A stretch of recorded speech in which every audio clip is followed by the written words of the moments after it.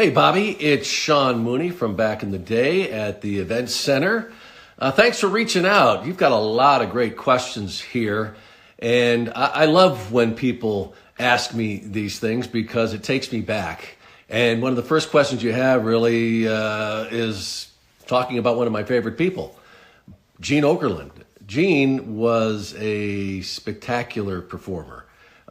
I always tell people, you've probably seen it in interviews I've done when they ask me about who I think were the great announcers.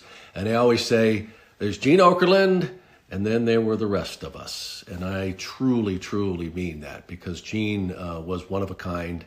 And really, they broke the mold with that guy. He was just fantastic at whatever he did out there with the mic. And I learned so much from him. I didn't want to be like him because Gene was his own announcer, but I learned so much about timing and reacting and just putting a story over from him. And I never forgot it. And he also just treated me great. When I got there, I was just this young kid who didn't know anything. I didn't know anything about the business. I didn't know much about being in front of a camera. I just got very lucky. And he could not have been more gracious, took me under his wing, showed me the way, and was a friend the entire time I was there. And I was fortunate enough to see him a few times later on before he passed.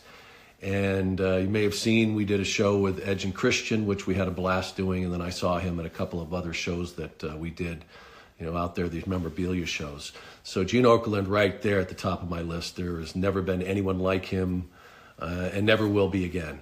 Also, you ask about Shawn Michaels. Shawn Michaels was one of the greatest wrestlers I ever saw in the ring to this day. When I worked there, he was, remember the Rockers, and he was a crazy kid and was finding his way, but really came into his own during the Attitude Era. And, beyond that, he's become a real ambassador for wrestling. He had some hard times there, and I think it humbled him. And, now he's well known as being a guy who helps a lot of younger wrestlers, and he's been working with the WWE doing exactly that. Hulk Hogan, the Hulkster, was just at the height of his fame when I came in, and I just watched that giant wave just continue to roll.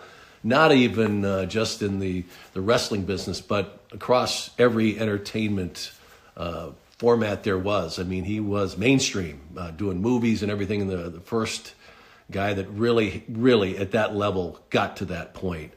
And one thing I always admired about the Hulkster, because, I did a lot of backstage interviews with him. And I remember one time he told me that, if you notice, I don't really talk about wrestling when I'm doing my promos.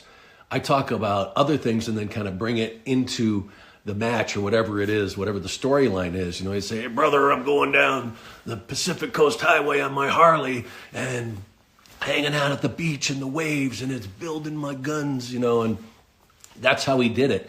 He never just talked specifically about wrestling. He always combined all these other things that made it so entertaining, but in the meantime, talked about how he was going to beat whoever it was going to be in the ring with him.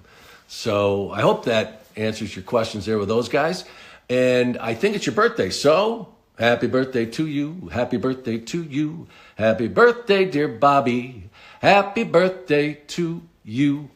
Be well, my friend.